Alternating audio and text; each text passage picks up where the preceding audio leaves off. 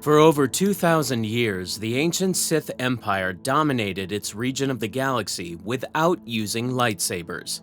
While Jedi wielded energy blades across the Republic, Sith Lords fought with alchemical swords, forged in blood and rage, actively refusing the weapon that would later define them.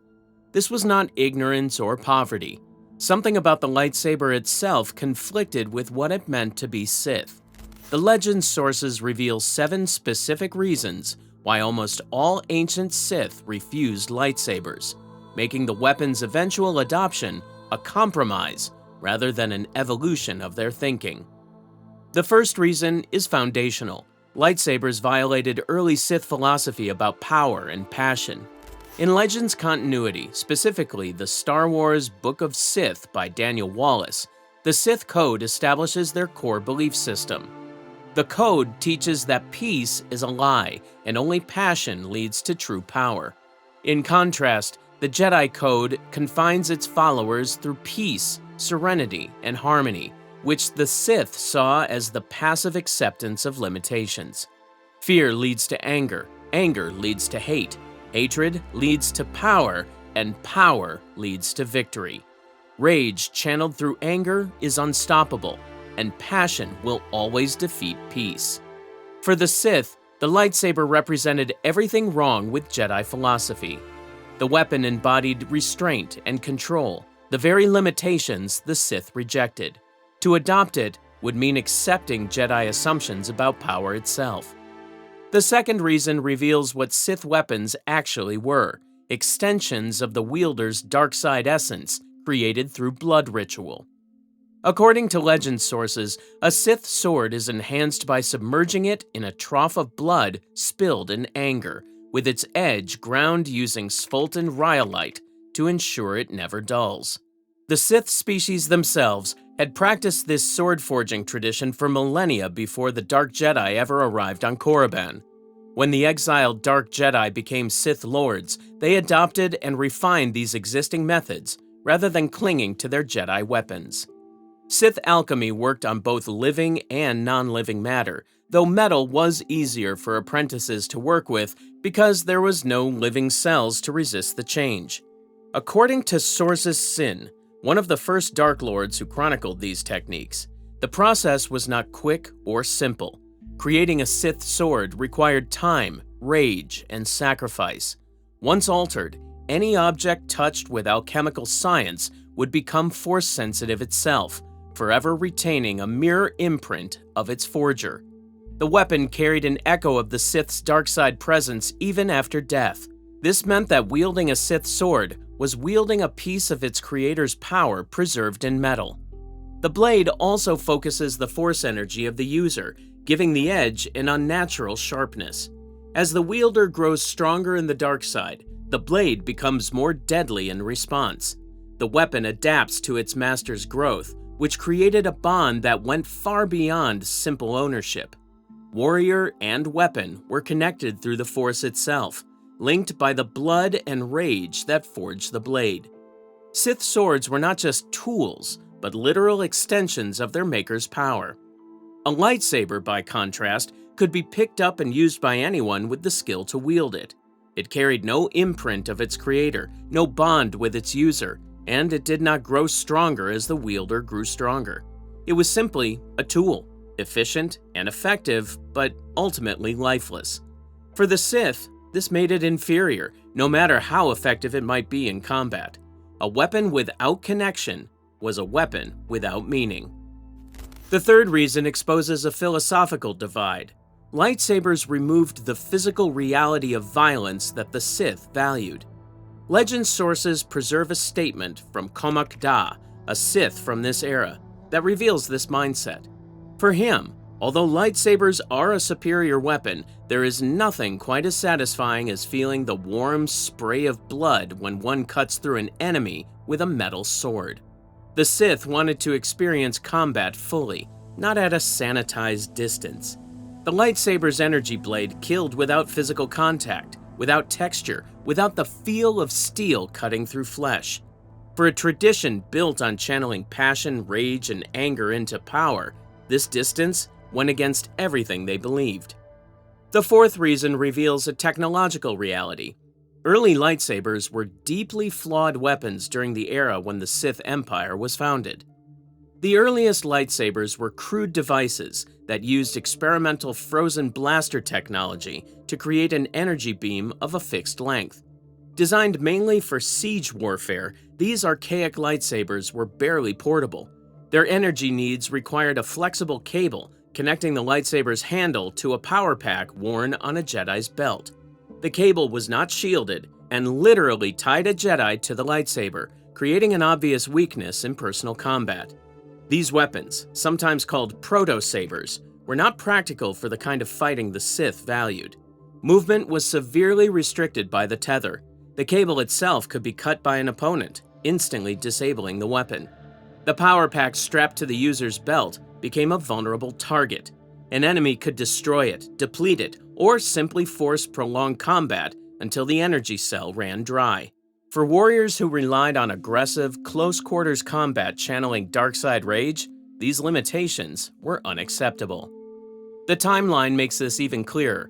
During the 100-Year Darkness around 7000 BBY, when the Dark Jedi were defeated and exiled, lightsabers had improved somewhat, but each still required a plug-in power pack attached to the user's belt. This was the state of the technology when those exiles discovered the Sith species and founded the Sith Empire.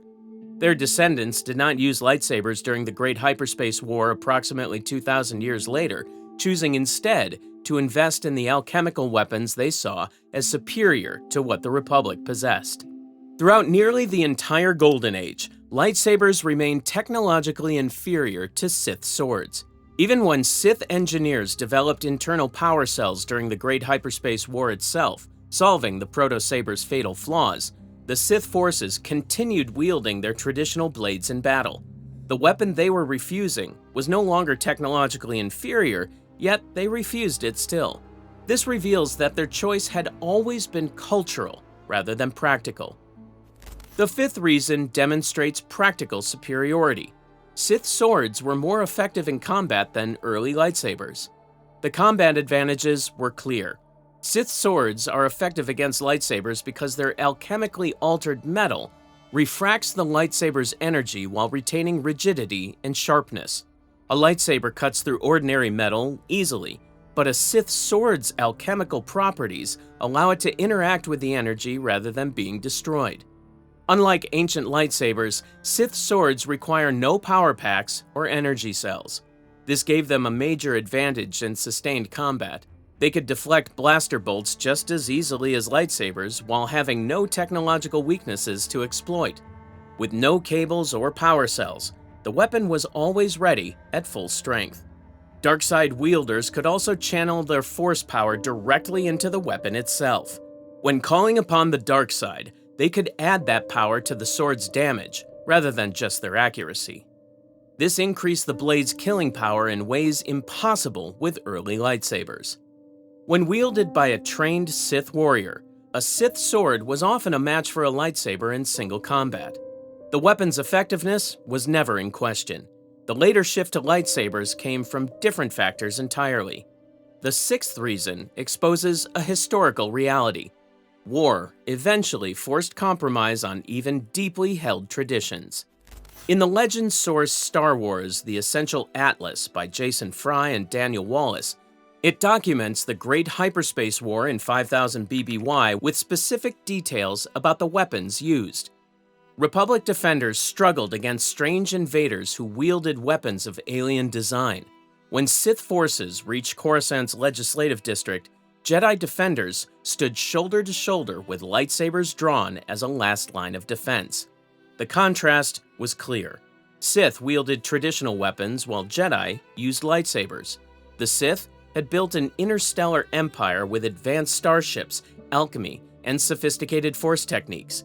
Yet, they chose traditional arms because those weapons reflected their values in ways technology could not.